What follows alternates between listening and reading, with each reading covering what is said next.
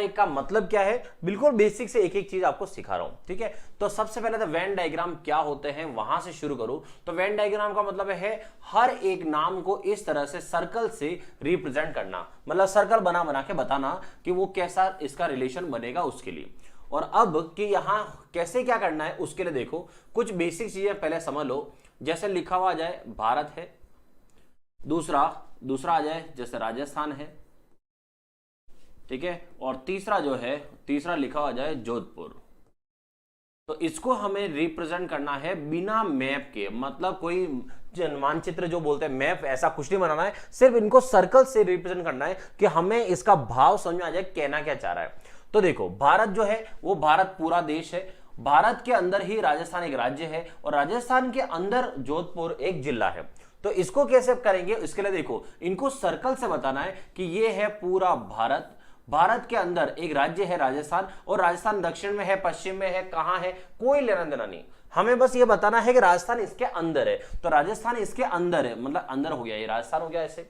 फिर है तीसरा जोधपुर, तो जोधपुर का है, तो जोधपुर और उसके अंदर, तो इसका मतलब देखो सबसे बड़ा डायग्राम जो है बाहर वाला वो भारत हो गया, इसके अंदर जो लिखा हुआ है वो राजस्थान हो गया, और राजस्थान के अंदर एक जिला है वो क्या है, जोधपुर। तो ये आ गया अंदर की तरफ, यहां जोधपुर।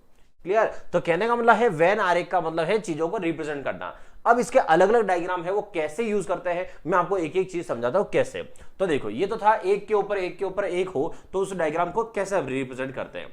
अगर लिखा हुआ जाए कि माता और पिता, माता है फिर पिता लिखा हुआ है और फिर आ जाए परिवार, तो आपको ध्यान ना एग्जाम में ऑप्शन मिलेंगे 4, लेकिन ऑप्शन देखने से पहले कुछ बेसिक चीजें समझ लो यहां से कि जो लिखा हुआ है हमें वो समझ में आ रहा है कि नहीं आ रहा है, ठीक है। जैसे देखो तो यहां लिखा है माता पिता और परिवार, इसका मतलब क्या है कि माता और पिता जो है, तो माता महिला और पिता जो पुरुष है, लेकिन हम उन्हें माता पिता कह रहे हैं, मतलब वो अपने परिवार का हिस्सा है। तो माता और पिता कहां होते हैं, परिवार में होते हैं। इसका मतलब हम क्या करेंगे, एक बड़ा ऐसा राउंड सर्कल बनाएंगे जिसको हम नाम देंगे कि ये हमारा परिवार है, ठीक है। और परिवार के अंदर एक मम्मी और ये पापा है, तो इसका मतलब माता और पिता, लेकिन माता जो है वो महिला अलग है और पिता पुरुष अलग है, तो इसका ना है परिवार के अंदर है लेकिन दोनों ही क्या है, अलग अलग है। तो इसका मतलब माता अलग और पिता अलग।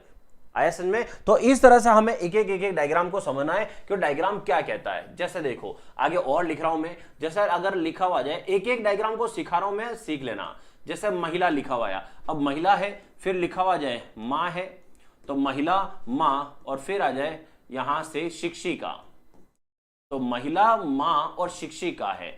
ऐसे सवाल जब भी आएंगे तो मैं यहां लिख देता हूं इंपॉर्टेंट। ऐसे सवाल अक्सर गड़बड़ हो जाते हैं कि यहां पर हमें क्या समझना उसके लिए, क्योंकि कोई भी देश राज्य ऐसा कुछ आएगा वो किसी का गलत नहीं होगा, इसलिए एग्जाम वाला भी ध्यान रखता है कि ऐसी चीजें परोसता है जहां कंफ्यूजन हो। तो देखो क्या करना है, क्या लिखा हुआ है, महिला मां और शिक्षिका। अब आप पॉइंट ध्यान ना कि मैं आपको क्या सिखा रहा हूं।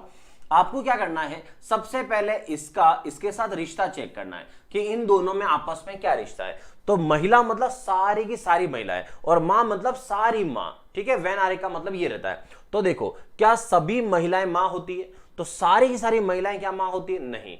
तो उसका रिवर्स पढ़ते हैं, क्या सारी मां जो है वो महिला होती है, हाँ जी बिल्कुल, सारी जो मां है वो सब क्या होती है, महिला होती है। अब आगे देखो एक रिलेशन पता चल गया। अच्छा इसका मतलब डायग्राम कैसा बनेगा वो भी देख सकते हो आप। तो देखो सारी मां जो है महिला होती है, इसका मतलब एक महिला का डायग्राम बनाएंगे ये वाला, और इसके अंदर एक डायग्राम बनाएंगे किसका, मां का, ये मां के लिए, कि ये सारी मां जो है वो सब क्या है, महिला है।